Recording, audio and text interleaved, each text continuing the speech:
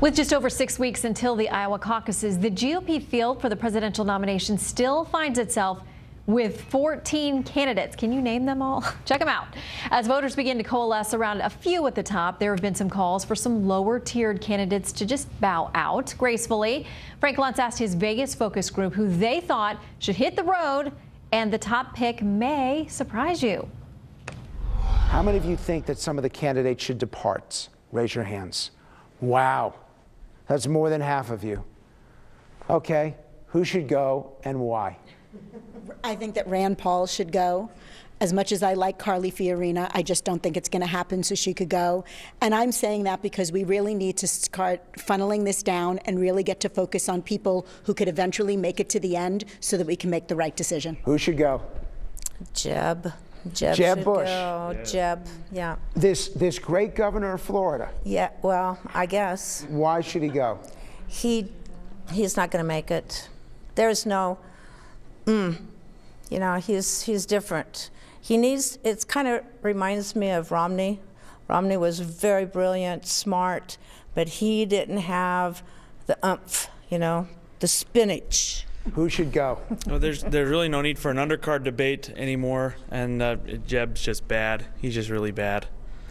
So in the back row, I know that you all think that some of the candidates should not be able to go on to Iowa. Who would you kick out? Everyone who was on the undercard debate tonight, and Jeb and Governor Kasich. Why would you throw Governor Kasich out? My dial was turned to 0 almost every time he spoke. Everybody. He just didn't connect with me at all. He's the governor of Ohio. Ohio is one of the most important states in the country. If Republicans don't win Ohio, they don't win America, and you throw the governor out. Unless you can convince me somehow that he's going to carry Iowa and enough other votes elsewhere in the country, which I don't think you can. So you would remove a candidate. Which one?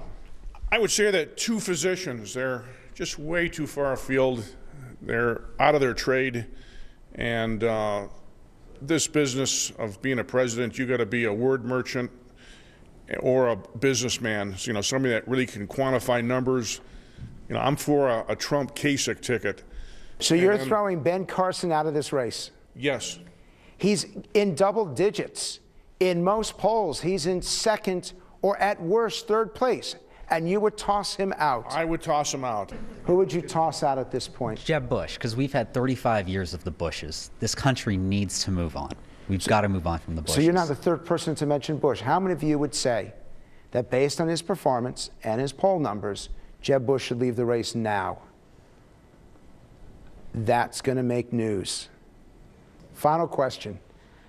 How many of you think the Republican nominee will be the next president of the United States? Raise your hands.